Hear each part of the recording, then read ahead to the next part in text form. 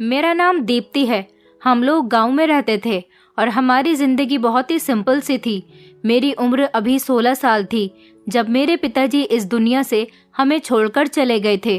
पिताजी के मरने के बाद हमारे घर के हालात बहुत ज़्यादा ख़राब हो गए थे। पिताजी के मरने के बाद मेरी माँ ने गांव के सरपंच के यहाँ नौकरी करना शुरू कर दी थी, लेकिन वहाँ पर जाते जाते मेरी माँ कुछ अजीब अजीब हरकतें करने लगी थी। मुझे पूरा यकीन था कि मेरी माँ मुझसे कोई बात छुपा रही है, लेकिन मुझे ये नहीं पता था कि वो बात इतनी बड़ी होगी। मैंने रात को अपनी माँ से बहुत सारी डिमांड्स कर दी थी। मुझे लगता था कि मेरी कोई भी ख्वाहिश कभी भी पूरी नहीं हो सकती, क्योंकि हम लोग बहुत ज़्यादा गरीब हैं और गरीब लोगों की ख्वाहिशें इतनी आसानी से पूरी नहीं हुआ करती। लेकिन एक बेटी होने के नाते मैं अपनी माँ से ही इस बारे में बात कर रही थी, पर अगली सुबह जो हुआ उसे देखकर मेरी आंखें फटी की फटी रह गई थी जब मैंने देखा कि मेरे कमरे में इतनी ढेर सारी चीज़ें रखी हुई थी।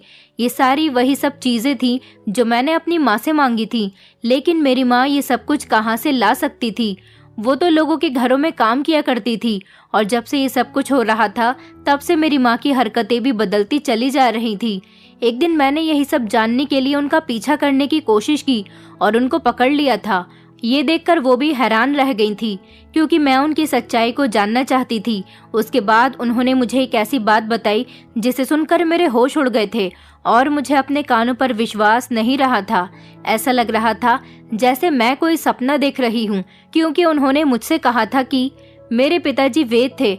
जब वो जिंदा थे तब हमारी जिंदगी बहुत अच्छी गुजर रही थी, क्योंकि गांव के ही सारे लोग मेरे पिताजी की बहुत इज्जत किया करते थे और मेरे पिताजी की गांव में ही एक छोटी सी दुकान थी। लोग उनसे दूर दूर से अपने इलाज करवाने के लिए आते थे। उन दिनों हमारे पास किसी चीज़ की कोई कमी नहीं थी। फिर एक दिन मेरे पापा की तबीयत खराब होने लगी थी और उनकी इतनी ज़्यादा तबीयत खराब हो गई कि जुड़ा हुआ सारा पैसा उनके इलाज पर लगने लगा था। यहाँ तक कि हमारे रिश्तेदारों से भी जितना हो सका था उन्होंने हमारी मदद की थी। फिर भी मेरे पापा नहीं बच सके। मेरी माँ मुझे किसी काम पर नहीं डाल सकती थी और मेरा भाई अभी छोटा था। हम लोग भूख से मरने लगे थे। पिताजी के मरने के बाद हमारी जिंदगी बिल्कुल बेरंग हो गई थी और हम लोग बहुत ज़्यादा परेशान रहने लगे थे। हम 2 भाई बहन थे। मैं पहले सरकारी स्कूल में पढ़ती थी, लेकिन अब तो मेरा सरकारी स्कूल में भी जाना बंद हो गया था, क्योंकि मुझे अब अपने पिताजी की बहुत याद सताती थी और मैं घर पर ही रहती थी। मेरा छोटा भाई भी ऐसा ही था। घर के बिगड़ते हुए हालात संभालने के लिए मेरी माँ ने लोगों के घरों में काम करना शुरू कर दिया था। मेरी माँ जब घर पर आती तो वो बहुत ज़्यादा थकी हुई होती थी, क्योंकि उन्हें नहीं पता था कि एक दिन ऐसी नौबत भी आ जाएगी कि उन्हें लोगों के घरों में काम करने के लिए भी जाना पड़ेगा। गरीबी इंसान से क्या नहीं करवा लेती है, वो सब भी करवा लेती है जो हम करना नहीं चाहते। गांव के सरपंच हम पर बहुत एहसान करते थे। वो कभी कभी हमारे घर में राशन भरवा दिया करते थे, लेकिन इतनी महंगाई में सिर्फ राशन से ही कुछ नहीं होता। आजकल महंगाई बढ़ने के साथ साथ खर्च भी तो बहुत ज़्यादा बढ़ गए हैं। कोई भी हमारी सिर्फ किसी हद तक ही मदद कर सकता है, लेकिन फिर तो हमें ही सब कुछ करना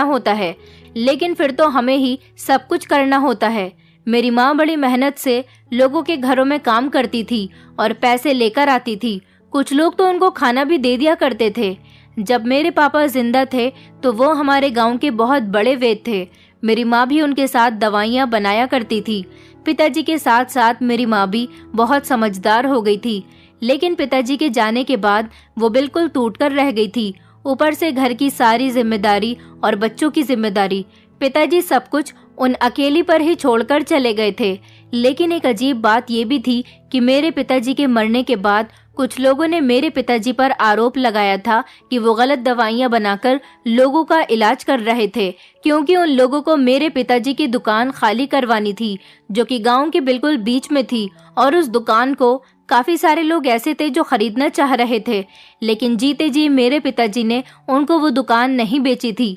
जब मेरे पिताजी बीमारी में घिर गए तो मजबूरन माँ को उस दुकान को बेचना पड़ गया था, और दुकान को बेचने के बाद जो पैसे आए थे वो सब भी मेरे पिताजी के इलाज में ख़त्म हो गए थे। इतना सब कुछ हो जाने के बाद भी मेरे पिताजी जिंदा नहीं बच सके थे। शायद भगवान ने इसी तरह से उनकी मौत लिख दी थी। मेरी माँ जिन लोगों के घरों में काम किया करती थी वो लोग उन्हें ज्यादा पैसे तो नहीं देते थे। कुछ लोग तो उन्हें खाना भी दे दिया करते थे, तो कुछ कहते थे कि आटा या फिर चावल ही बदले में ले जाओ, पैसों की बात मत करो, हमारे पास पैसे नहीं हैं। मैंने अपनी माँ को कहा था कि आप सरपंच जी की हवेली में काम करने क्यों नहीं चली जाती, वहाँ पर काम करने के तो आपको ज्यादा पैसे भी मिलेंगे। मेरी माँ ने कहा था कि पता नहीं हवेली में मुझे कितने पैसे मिल सकते हैं और ये बात मैं नहीं जानती, लेकिन सरपंच जी के घर में तो पहले से ही काफी सारे नौकर काम कर रहे हैं, मुझे तो मुश्किल लगता है कि मुझे वहाँ पर काम मिल जाए। मैंने कहा आप वहाँ जाकर एक बार बात तो करो, क्या पता वहाँ आप जैसी नौकरानी को किसी की जरूरत हो। वैसे भी सरपंच जी के 2 बेटे हैं और दोनों की ही पत्नियों ने अपने लिए अलग अलग नौकरानियां रखी हुई हैं, क्या पता आपके लिए भी वहाँ पर कोई काम हो। मेरी माँ ने कहा हाँ एक बार जाकर देख लेती हूँ, क्या पता वहाँ किसी नौकरानी की जरूरत हो, मैं एक बार ट्राई करके देख लेती हूँ। मेरी माँ ने कहा कि तुमने तो मुझे बहुत अच्छी एडवाइस दी है। वो अगले ही दिन सरपंच जी की हवेली पर काम मांगने के लिए चली गई थी। मेरी माँ की इतनी ज्यादा उम्र आ गई थी, लेकिन फिर भी वो बहुत ज्यादा खूबसूरत और रंग रूप की गोरी थी। मेरे पिताजी भी मेरी माँ को बहुत प्यार करते थे। अभी अगर कोई मेरी माँ को देखता तो कहता कि जवान बेटी हो जाने के बाद भी तुम्हारी आसानी से शादी हो सकती है क्योंकि तुम खूबसूरत हो। लेकिन मेरी माँ ने हम दोनों भाई बहन की खातिर दूसरी शादी नहीं की थी। भगवान का शुक्र था कि मेरी माँ को हवेली में काम करने का मौका मिल गया था। उन्हें वहाँ पर सबके कमरों की झाड़ू लगाने का काम मिला था। ये काम मेरी माँ के लिए कोई मुश्किल नहीं था। मैं भी खुश हो गई थी कि चलो मेरी माँ को हवेली में काम मिल गया, तो अब उन्हें सिर्फ हवेली में ही काम करना पड़ेगा और हवेली में काम करने से ही उन्हें काफी सारे पैसे मिल जाया करेंगे। उन्हें घर घर जाकर काम करना नहीं पड़ेगा, क्योंकि मेरी माँ एक दिन में 2-3 घर में जाकर काम करती थी तो बहुत ज्यादा थक जाया करती थी। हम और कुछ भी तो नहीं कर सकते थे। मैं भी पढ़ी लिखी नहीं थी, अगर पढ़ी लिखी होती तो कोई नौकरी कर लेती, या फिर मेरा भाई जवान होता तो वो कोई काम कर लेता, वो भी मुझसे छोटा ही था, उसकी तो अभी खेलने कूदने की उम्र थी। मैंने भी अपनी माँ से लोगों के घरों में काम करने के लिए कहा था, लेकिन मेरी माँ ने मुझे मना कर दिया था कि अगर तुम लोगों के घरों में काम करने के लिए जाओगी तो फिर तुम्हारे छोटे भाई का ध्यान कौन रखेगा। इसलिए मुझे घर पर ही रहना पड़ता था और मेरी माँ सरपंच जी के यहाँ काम करने के लिए जाने लगी थी। मेरे दिमाग में ये बात हमेशा रही थी कि मेरी माँ कितनी तकलीफ में होगी और कितनी मुश्किल से काम कर रही होगी, क्योंकि पिताजी के मरने के बाद वो भी अब बीमार रहने लगी थी। उनके अंदर पहले जैसी फुर्ती नहीं थी, लेकिन अब क्या किया जा सकता था। एक दिन मेरी माँ हवेली से जब घर वापस आई तो घर में कुछ तलाश करने लगी थी। मैंने अपनी माँ से कहा कि माँ क्या ढूंढ रही हो, अभी अभी तो काम करके आप वापस आई हो, थोड़ा आराम कर लो, चलो मैं तुम्हारे लिए खाना लगा देती हूँ।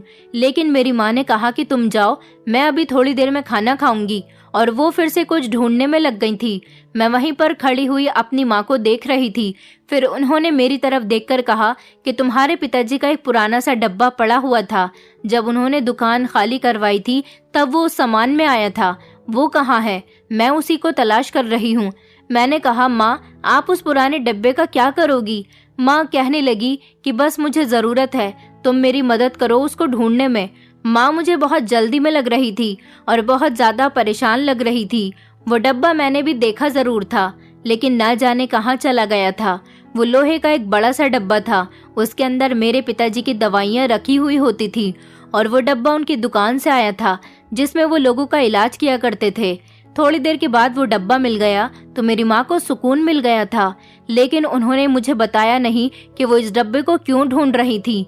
फिर एक दिन मैंने उनको एक अजीब सी हरकत करते हुए देखा था, जिसको देखकर मुझे बड़ी हैरानी हुई थी। ये बात भी अपनी जगह थी कि मेरे पिताजी के मर जाने का मेरी माँ को बहुत दुख हुआ था, जिसकी वजह से वो बहुत कमजोर हो गई थी और बहुत दुबली पतली भी हो गई थी।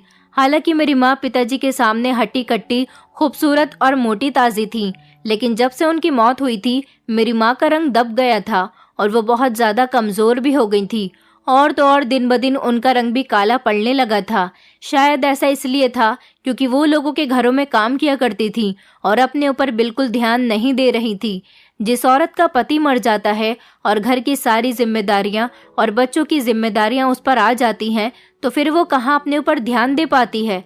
मेरी माँ ने पिताजी के मरने के बाद अपने आप को बिल्कुल बेहाल कर लिया था, और तो और उन्हें अपने बच्चों की सबसे ज्यादा फिक्र सता रही थी।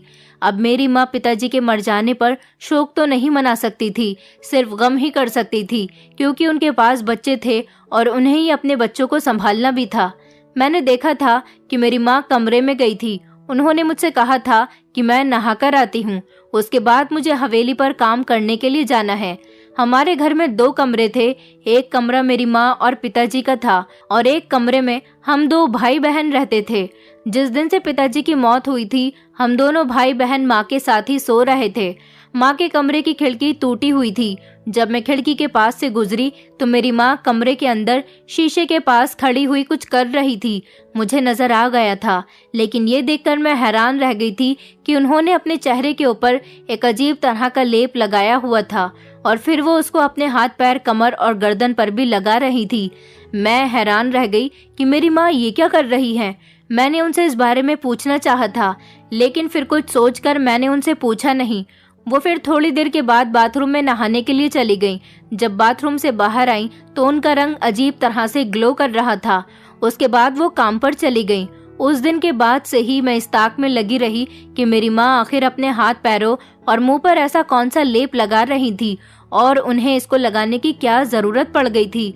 वो तो पहले से ही इतनी खूबसूरत और गोरी सी थी, तो उन्हें क्या जरूरत थी इस लेप को लगाने की। हाँ, लेकिन इन दिनों उनका रंग थोड़ा सांवला पड़ने लगा था, पर उन्हें अब इस चीज की क्या जरूरत थी। हालांकि अब उनकी काफी उम्र हो गई थी। मैंने नोटिस किया था कि ये सब माँ हवेली जाने से पहले ही किया करती थी। उस लेप को अपने चेहरे पर लगाने के बाद फिर वो नहाती हैं और उसके बाद ही हवेली क्यों जाती हैं, और वो ऐसी कौन सी चीज है। कई दिनों तक मैं तलाश करती रही, लेकिन मुझे कुछ भी पता नहीं चला और ना ही घर में उस लेप का नामो निशान मिला जो मेरी माँ अपने चेहरे पर लगा रही थी। फिर एक दिन मैं किचन में खाना बना रही थी, जब अचानक मेरे कदमों तले से जमीन निकल गई। मुझे किचन में एक अजीब तरह की चीज दिखाई दी थी। मुझे लग रहा था कि कहीं ये वही चीज तो नहीं जिसका पेस्ट बनाकर मेरी माँ अपने चेहरे पर लगा रही है, क्योंकि ये चीज मैंने पहले कभी किचन में नहीं देखी थी। ऐसा भी हो सकता है कि कभी मेरी नजर इस पर नहीं पड़ी हो, क्योंकि मैंने अभी तो खाना बनाना शुरू किया था। अब तो घर के सारे काम मैं खुद ही किया करती थी। इससे पहले सब कुछ माँ करती थी। एक यही चीज थी जो बहुत अजीब थी, इसलिए मुझे इस चीज पर शक होने लगा था। मुझे किचन के अंदर कुछ और नहीं बल्कि ढेर सारी मात्रा में फिटकरी मिली थी। एक तरफ साबुत फिटकरी के कुछ टुकड़े रखे हुए थे, तो दूसरी तरफ पिसी हुई फिटकरी जिसका पाउडर बना हुआ था। शायद माँ इस पिसी हुई फिटकरी का पेस्ट बनाकर अपने फेस पर लगाती थी, और ये काम हमेशा हवेली जाने से पहले ही किया करती थी, क्योंकि आगे पीछे वो कभी भी ये काम नहीं करती थी और सबसे छुप छुप कर वो ऐसा कर रही थी। मुझे भी कुछ नहीं बताती थी, वो तो मैंने छुपकर देख लिया था, तो मुझे पता चल गया था। मुझे तो अभी तक ये बात समझ नहीं आ रही थी, लेकिन इसके बाद कुछ और अजीब बातें होने लगी थी जो मेरी समझ से बिल्कुल बाहर थी। एक दिन मैं अपनी माँ का पीछा करते करते हवेली चली गई थी। हवेली का दरवाजा ऐसा था कि सबके लिए खुला रहता था। हवेली में ज्यादातर गरीब लोग अपनी मदद के लिए सरपंच जी के पास आया करते थे। वहाँ पर किसी को भी आने जाने की रोक टोक नहीं थी, क्योंकि गांव के सरपंच जी बहुत अच्छे आदमी थे और गांव के सारे ही लोगों की समस्या को ध्यान से सुना करते थे और उसका समाधान भी निकाल दिया करते थे। उनके घर का दरवाजा इसीलिए खुला रहता था कि कहीं किसी वक्त कोई गरीब न आ जाए और उसे किसी मदद की जरूरत न पड़ जाए। सरपंच जी को गांव के लोग बहुत ज्यादा इज्जत दिया करते थे और उनको अपना भगवान मानते थे। मेरा हुलिया बहुत ज्यादा खराब हो रहा था। ऐसा लग रहा था कि जैसे मैं इस हवेली की कोई नौकरानी हूँ। अब मेरी हालत ही ऐसी थी, मैं क्या कर सकती थी, क्योंकि मेरे पास पहनने के लिए कपड़े नहीं थे। घर के हालात खराब होने की वजह से घर में खाना ही बड़ी मुश्किल से बन रहा था। मैं माँ की तलाश करने के लिए अंदर जा रही थी, तभी दरवाजे पर मुझे चौकीदार ने रोक लिया था और कहा था कि कहाँ जा रही हो। मेरी हालत देखकर उन्होंने कहा कि यहाँ पर नौकरों के लिए कोई काम नहीं है, काम करने के लिए यहाँ पर काफी सारे नौकर हैं। मैंने कहा मैं नौकर नहीं हूँ। तो वो चौकीदार कहने लगा, अच्छा तो कोई भीख मांगने वाली लगती हो, रुको मैं अभी सरपंच जी से जाकर तुम्हारी सिफारिश कर देता हूँ। मुझे उस चौकीदार की बात बहुत बुरी लग रही थी। वो मेरी बात सुने बिना ही इतना ज्यादा बोल रहा था। अब मैं इतनी भी गरीब नहीं थी कि मुझे उसने भीख मांगने वाली ही समझ लिया था। मैं खामोशी से वहाँ से वापस आ गई थी और मैंने घर जाकर रोना शुरू कर दिया था। मैंने अपनी माँ से कहा कि ये औकात है हमारी, ये हमारी जिंदगी किस मोड़ पर आ गई है कि लोग हमें भीख मांगने वाला समझने लगे हैं। क्या हमारी जिंदगी में यही सब कुछ होता रहेगा? ये सब कुछ पिताजी के जाने के बाद हुआ है। अगर वो इस दुनिया से नहीं जाते तो शायद हमें ये दिन देखना नहीं पड़ता। मेरी माँ का कहना था कि अब वो इस दुनिया से चले गए हैं। भगवान उसी इंसान को मुसीबत में डालता है जिससे वो प्यार करता है, इसलिए हर बात को बर्दाश्त करना सीखो। किसी को क्या पता था कि वो इस तरह से दुनिया को छोड़कर चले जाएंगे और हम लोग उनके जाने के बाद ऐसे बेसहारा हो जाएंगे। तुम फिक्र मत करो, भगवान एक दिन सब कुछ ठीक कर देगा। आज मुझे बहुत ज्यादा गुस्सा आ रहा था। मैंने अपनी माँ से कहा कि आपकी तसल्ली से क्या मेरी गई हुई इज्जत वापस आ जाएगी? मुझे बहुत बुरा लगा था जब उस चौकीदार ने मुझे भीख मांगने वाली समझ लिया था। आप भी तो कोई शुरू से नौकरानी नहीं हो, ये तो हमारी मजबूरी थी जिसकी वजह से आप हवेली में काम कर रही हो। मेरी माँ ने कहा, अच्छा तो बताओ तुम्हें क्या चाहिए, मैं तुम्हें सब कुछ लाकर दूंगी। मैंने कहा कि कहाँ से लाकर दोगी, यह हमारे पास खाने को तो पूरा नहीं होता और आप मेरी ख्वाहिश पूरी करने की बात कर रही हो। मेरी ख्वाहिश कोई छोटी मोटी ख्वाहिशें नहीं है, मेरी बहुत बड़ी बड़ी ख्वाहिशें हैं जिनको शायद आप क्या कोई भी पूरा नहीं कर सकता। मेरी माँ ने कहा, अच्छा तुम बताओ तो सही कि तुम्हें क्या चाहिए। मुझे अपनी माँ की जिद करने पर बहुत गुस्सा आ गया था और मैंने उन्हें कहा कि मुझे बहुत सारे कपड़े चाहिए, अच्छी अच्छी ज्वेलरी चाहिए और महंगा वाला मेकअप चाहिए। मुझे अच्छी अच्छी किताबें चाहिए जिनको मैं पढ़ सकूं। मुझे एक मोबाइल चाहिए, घर में टीवी चाहिए और गर्मी बहुत ज़्यादा लगती है, इसलिए वो जो बड़े लोगों के घरों में होता है ना, घर ठंडा कर देने वाला एसी, वो भी चाहिए और एक बड़ा सा कमरा चाहिए जिसमें मैं सब कुछ रख सकूं। क्या आप मुझे वो सब कुछ लाकर दे सकती हैं? मैं रोती हुई अपनी माँ के पास से उठकर आ गई थी। मैं सारी रात अपने बिस्तर पर रोती रही थी और सोचती रही कि मुझे माँ के साथ इस तरह से बात नहीं करनी चाहिए थी। इसमें माँ की क्या गलती थी जो मैंने उनको इतनी सारी बातें सुना दी थी। वो हमारे लिए कितनी मेहनत करती हैं और मेरी वजह से उन्हें कितनी शर्मिंदगी महसूस हुई होगी। मुझे गुस्सा आ गया था, मैंने इसलिए उनको ये सब कुछ कह दिया। सुबह हुई तो शायद माँ वक्त से पहले ही उठकर काम पर चली गई थी और शाम तक वापस भी नहीं आई थी।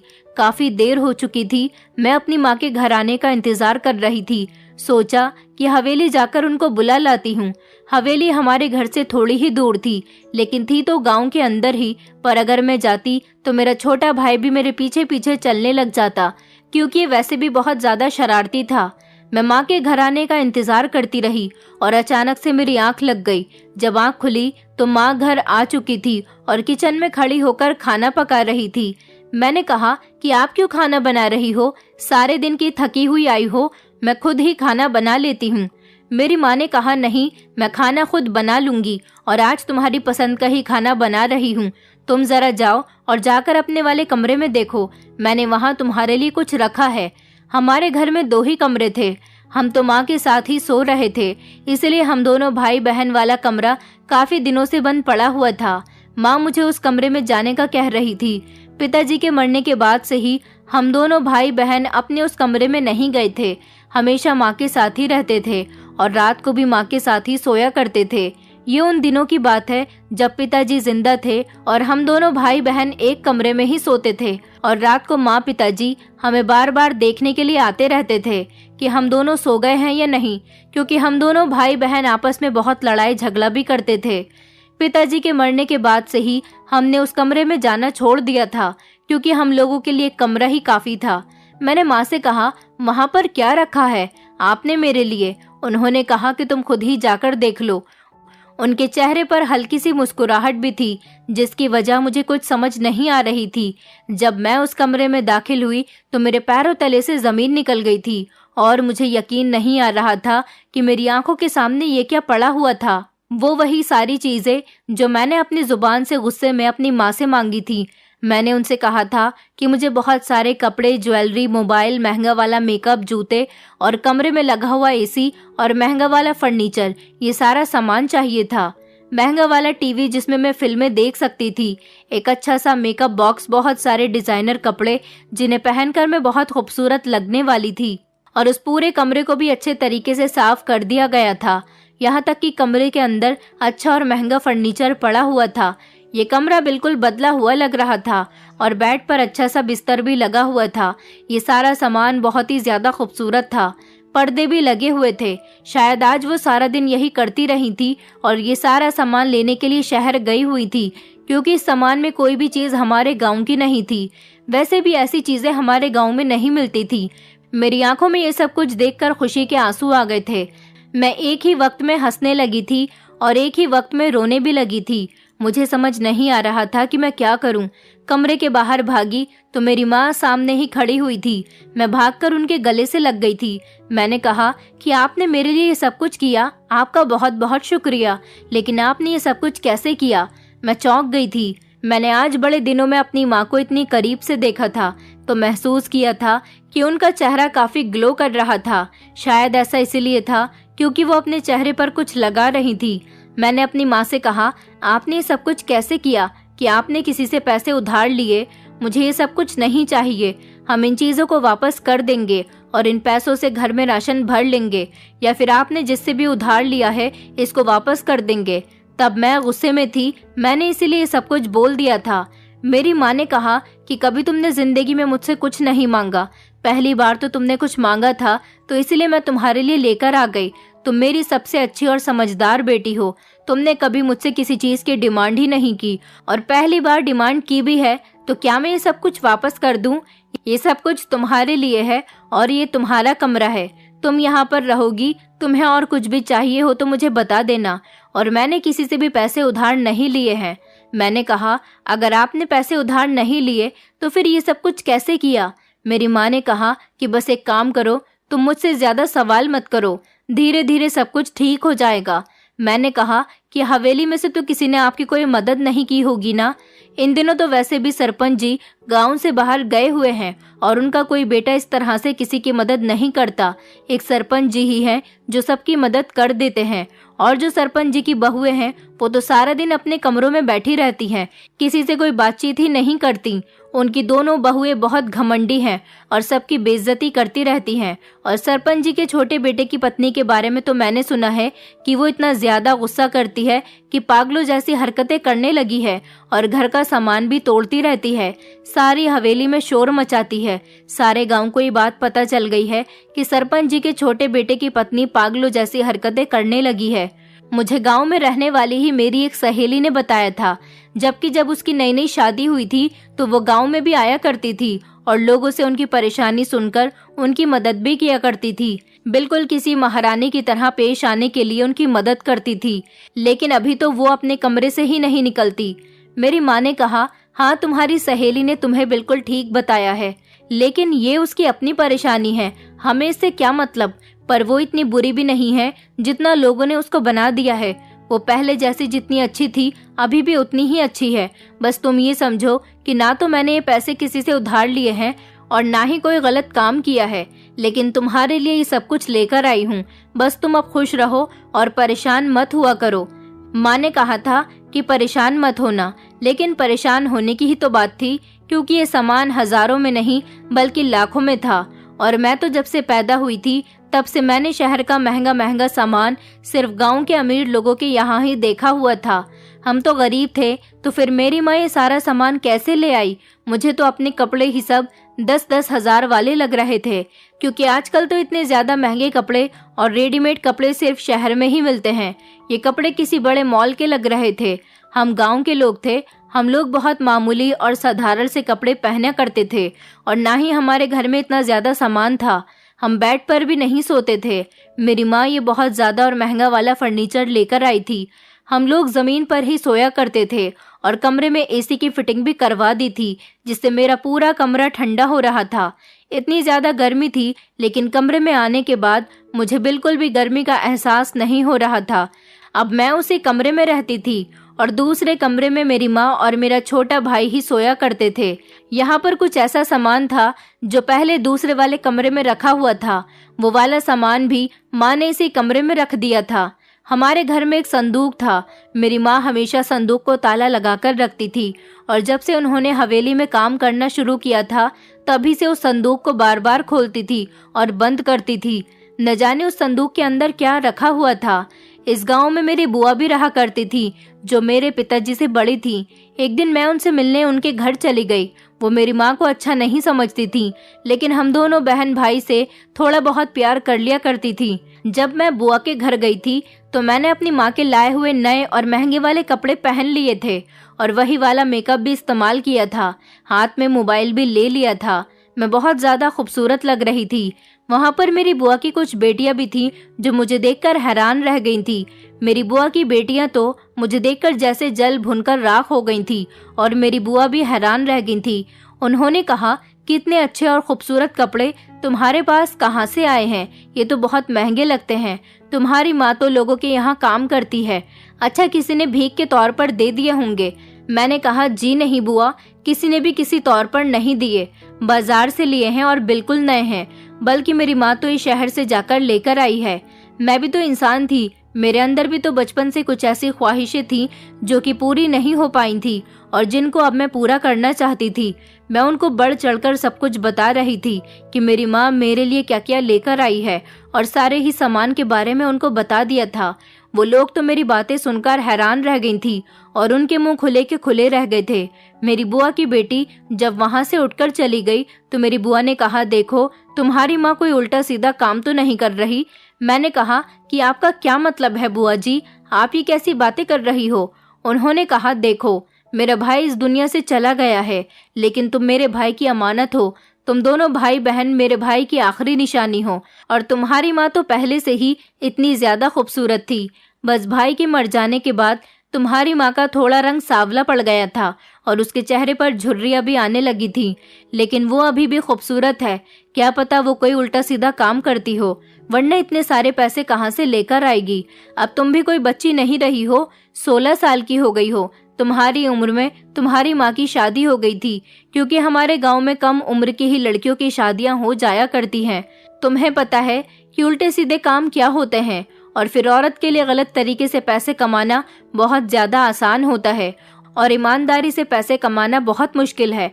और जितना खर्च तुम बता रही हो वो तो ईमानदारी के पैसे से भला कैसे पूरे हो सकते हैं? मेरे पति को देखो, शहर में जाकर सरकारी नौकरी करते हैं, लेकिन फिर भी हम इतनी सारी चीजें नहीं खरीद सकते क्योंकि हमारे पास इतने पैसे नहीं होते। और तुम्हारे पिताजी इस दुनिया में नहीं है। तुम्हारी माँ हवेली में काम करती है, वो भी सिर्फ झाड़ू पोछा करने का, तो उसके पास इतने पैसे कहाँ से आ गए? तुम्हें अपनी माँ पर नजर रखनी चाहिए। तुम्हें भी तो मरने के बाद अपने पिता का सामना करना है, तो तुम क्या जवाब दोगी अपने पिता को? अगर तुम्हारी माँ कल को तुम्हारे सर पर कोई नया पिता ले आई तब तुम क्या करोगी? बुआ की ये सारी बातें सुनकर तो मैं परेशान हो गई थी और मुझे बहुत ज्यादा गुस्सा आ रहा था। मैंने कहा कि मैं जा रही हूँ। उन्होंने कहा कि हाँ, तुम तो गुस्सा होकर जा रही हो, लेकिन इस बारे में सोचना जरूर। मैं जाते हुए भी इसी बारे में सोच रही थी, क्योंकि बात तो सोचने वाली ही थी। मैंने सोचा कि वो मेरी माँ है, मुझे इस बारे में बता देंगी। मुझे नहीं बताएंगी तो फिर और किसको बताएंगी? पर जब मैंने माँ से इस बारे में पूछा तो मुझे लगा कि माँ मुझसे कहेंगी कि नहीं, मैं नहीं बताती और तुम ये बात पूछ क्यों रही हो। लेकिन उन्होंने तो मुझे सीधा सीधा ही डांटना शुरू कर दिया था कि सामान मिल रहा है, इसी में खुश रहो, फालतू के सवाल करने की कोई जरूरत नहीं है, जाओ जाकर घर के काम देखो। मुझे बुआ ने कहा था कि अगर तुम्हारी माँ सवाल करने पर खामोश हो जाएगी या गुस्सा करेगी तो समझ जाना कि वो कोई गलत काम कर रही है। मेरी माँ को सच में ही गुस्सा आ गया था। बुआ ने ठीक ही कहा था शायद कि वो गलत काम कर रही थी, इसलिए उन्हें गुस्सा आ गया था। वो खुद भी यही कहा करती थी। एक दिन मैं अपनी माँ का पीछा करते हुए हवेली तक पहुंच गई थी, क्योंकि मैं जानना चाहती थी कि मेरी माँ आखिर वहां पर ऐसा कौन सा काम करती है जिसकी वजह से उन्हें इतने ढेर सारे पैसे मिल रहे हैं। मगर उन्होंने तो मुझे बाहर से ही भगा दिया था। उसके बाद मेरी नज़र उस संदूक पर पड़ी जिसमें मेरी माँ ने कुछ रखा हुआ था, लेकिन इस संदूक की चाबी तो सिर्फ मेरी माँ के पास ही होती थी। मुझे अब किसी भी तरह से अपनी माँ के पास से चाबी लेनी थी। रात के टाइम पर जब मेरी माँ घर आई तो मेरी नज़र उनके उसी बटुए पर थी जिसमें वो चाबियों का गुच्छा रखा करती थी। माँ खाना खाने के बाद नहाने के लिए चली गई थी और अपने बटुए को बिस्तर पर ही रखा हुआ छोड़ गई थी। मैंने जल्दी से बटुआ खोला और इस संदूक की चाबी निकाल ली थी। मुझे पता था कि इसकी कौन सी चाबी थी। मैंने जैसे ही चाबी से संदूक का ताला खोला तो ये देखकर मेरे पैरों तले से जमीन निकल गई थी कि ये कुछ और नहीं बल्कि ढेर सारे पैसे थे। ये पूरा संदूक ढेर सारे पैसों से भरा हुआ था। मेरी माँ जल्दी से नहाकर बाहर निकल आई थी। मैंने जल्दी से संदूक को ताला लगा दिया था और चाबी अपने पास ही रख ली थी। थोड़ी देर के बाद जब मेरी माँ फ्री हुई तो उन्होंने मुझे कुछ सामान दिया था और कहा था कि ये मैं तुम्हारे लिए लेकर आई हूँ। माँ ने कहा था कि मैं अपने लिए भी कुछ सामान लेकर आई हूँ। मेरे भी कपड़े बहुत ज्यादा पुराने हो गए। सोचा कि मैं भी नए कपड़े पहन लेती हूँ। देखो तो सही तुम्हारी माँ ने अपने लिए और क्या क्या खरीदा है। मैं अपनी माँ की बातें सुनकर बहुत ज्यादा गुस्से में आ गई थी। मैंने माँ से कहना शुरू किया कि आखिर मैं क्यों देखूं इन सब चीजों को। आपने कुछ गलत ही किया होगा, उन्हीं पैसे से तो आप ये सब कुछ लेकर आई हो। मैंने इतना ही कहा था कि मेरी माँ हैरान रह गई थी। उनकी आंखों में आंसू आ गए और उन्होंने कहा कि मैं कुछ भी गलत नहीं कर रही हूँ। मैंने कहा कि फिर उस संदूक के अंदर क्या है। मैंने उनसे कहा कि फिर उस संदूक के अंदर क्या है। मैंने उनको वो संदूक खोलकर दिखा दिया था। मैंने कहा कि हवेली में झाड़ू पोछा करने वाली औरत को आखिर कौन इतने पैसे देता है। मेरी माँ ने कहा कि खामोश हो जाओ, कोई ऐसी बात अपने मुंह से मत निकाल देना जिसके लिए तुम्हें बाद में पछताना पड़े। मैं तुम्हें पूरी बात बताती हूँ। उन्होंने कहा कि मैं हवेली में झाड़ू पोछा लगाने का ही काम करती हूँ, लेकिन जब मैंने सरपंच जी के छोटे बेटे की पत्नी को देखा तो मैं हैरान रह गई थी। वो बहुत ज्यादा सांवली थी। उसका कहना था कि उसके रंग रूप की वजह से उसके पति ने कहीं और अफेयर चलाया हुआ है और वो अपनी पत्नी को वक्त नहीं देता, जिस वजह से वो चिड़चिड़ी हो गई है और पागलों जैसी हरकतें करने लगी है। टेंशन और परेशानी की वजह से उसकी रंगत और ज्यादा काली हो गई थी, जिसकी वजह से वो बदसूरत लगने लगी थी। तभी तो उसका पति उससे दूर जाने लगा था। मैंने कहा कि मैं आपका रंग साफ करवा सकती हूँ। ऐसा होने से आपका पति भी आपका दीवाना हो जाएगा और उस औरत को छोड़ देगा जिसके वो पीछे पड़ा हुआ है। उन्होंने कहा कि ऐसा नहीं हो सकता। मैंने बहुत नुस्खे आजमाए हैं, मैं कभी गोरी नहीं हो सकती क्योंकि मैं नेचुरली ऐसी ही हूँ। और तुम रंग गोरा करने की बात करती हो, तुम्हारा रंग भी तो सांवला हो रहा है, तो फिर तुम अपने आप को गोरा क्यों नहीं कर लेती। वैसे तो तुम गोरी ही हो, लेकिन पता नहीं तुम्हारा रंग क्यों इतना सांवला हो रहा है। मेरी माँ ने कहा कि मैं आपको एक दिन में ही अपना रंग पहले की तरह साफ करके दिखाऊंगी। अगर मेरा रंग साफ हो गया तो आपको भी इस नुस्खे को आजमाना होगा, और अगर आपको फिर भी यकीन नहीं आता तो आप कोई काली सी लड़की पर ये नुस्खा ट्राई करवा लेना। पहले तो मैंने उनको अपना ही रंग साफ करके दिखाया। उसके बाद उन्होंने हवेली में ही काम करने वाली एक काली सी नौकरानी पर ये नुस्खा ट्राई करवाया था और वो भी गोरी हो गई थी। फिर उनको मेरी बात पर भरोसा हो गया था।